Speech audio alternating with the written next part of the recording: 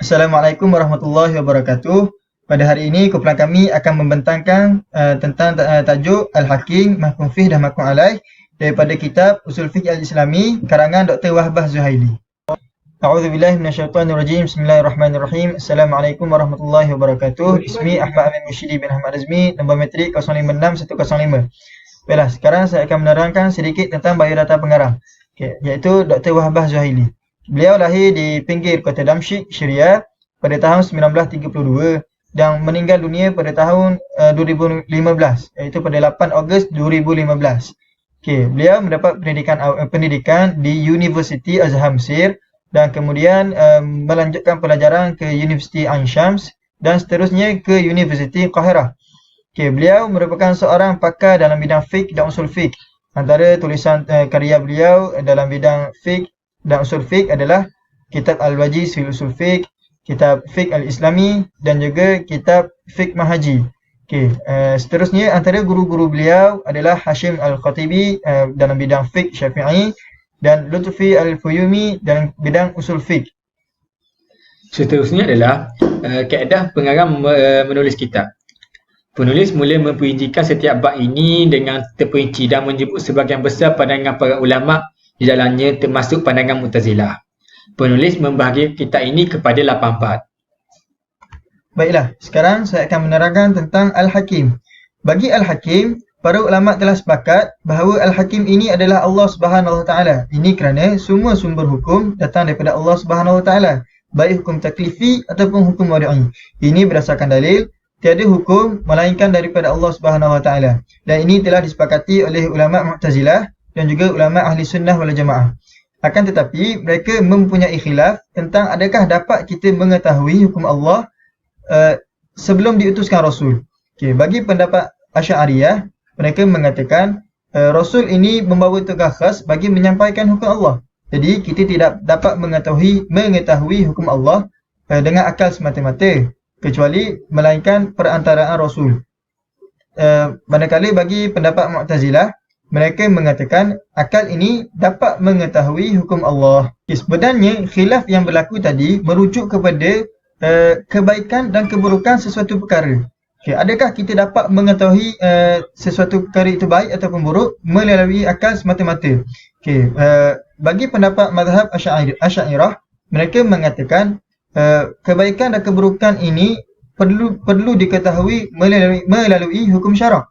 Manakala bagi pendapat Mu'tazilah, mereka kata kebaikan dan keburukan sesuatu perkara itu dapat diketahui melalui akal semata-mata, tidak bergantung kepada hukum syarak. Manakala menurut pendapat Mutaqaddimun Maturidiyah, mereka kata akal ini bebas untuk mengetahui sebahagian daripada kebaikan dan keburukan sesuatu perkara. Dan pendapat Mutaqaddimun Maturidiyah inilah yang dipilih oleh pengarang sebagai pendapat yang dipersetujui olehnya. Assalamualaikum warahmatullahi wabarakatuh. Nama saya Muhammad Hafizul bin Muhammad Zawawi, nombor metrik 054807. Saya akan menerangkan berkaitan dengan mahkum fi atau mahkum bi. Mahkum fi ini adalah perbuatan mukallaf yang berkait dengan hukum syarak sama ada berkait dengan hukum taklifi atau hukum wadi'i. Contohnya seperti hukum wadi'i, apabila masuk bulan Ramadan, maka wajiblah berpuasa.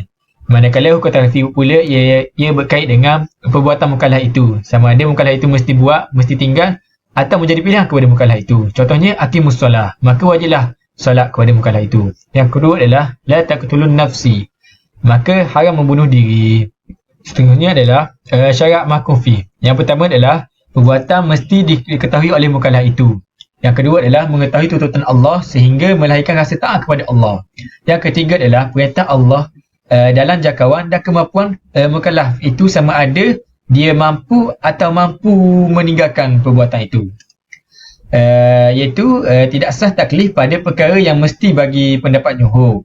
Berdasarkan perkara syarak, tidak sah taklif pada perkara yang mustahil berdasarkan dalil la yukallifullahu nafsan illa wus'aha, yang bermaksud Allah tidak membebani seseorang melainkan sesuai dengan kemampuannya. Seterusnya adalah musyakkah mutadah dan musyakkah ghair mutadah. Musyakkah mutadah adalah kesusahan di luar kemampuan yang terjadi pada mukallaf di dalam sesuatu keadaan. Musyakkah ghair mutadah pula adalah kesusahan di luar kemampuan tetapi mesti dilakukan kerana ia adalah fardu kifayah. Bismillahirrahmanirrahim. Ismi Muhammad Aminuddin bin Muhammad Yusuf. Raqam metrik 056504. Okey, seterusnya saya akan masuk kepada mahkum alaih. Mahkum alaih wa syakhsul ladzi ta'allaqu qitabullah ta'ala bi fi'lihi wa yusamma bil mukallaf, iaitu orang yang terikat melakukan kitab syar'i dan para ulama menyebutnya sebagai mukallaf. Okey. Mahkum alaih ni ada dua syarat. Yang pertama, mukallaf yang mampu memahami dalil-dalil taklif. Okey. Dalam syarat pertama ni ada tiga perkara, iaitu yang pertama, seseorang yang dapat memahami dalil taklif yang ditujukan kepadanya secara sendirinya ataupun melalui perantaraan, iaitu kerana tujuan taklif yang sebenar adalah ketaatan dan pelaksanaan. Okey, yang kedua adalah orang gila dan anak-anak yang sudah mumayyiz ataupun belum mumayyiz tidak dikenakan taklif kepadanya kerana tidak memenuhi pensyaratan taklif. Okey, yang ketiga adalah tidak dikenakan taklif juga kepada seseorang yang tidur sehingga dia bangun daripada tidur. Okey, itu adalah perkara dalam syarat pertama. Okey, yang syarat mahkum alaih yang kedua adalah orang yang mempunyai kelayakan untuk menerima taklif, iaitu orang itu adalah orang yang berakal dan faham akan tanggungjawabnya. Naktafi bihadzal qadar wallahu alam. Assalamualaikum warahmatullahi wabarakatuh.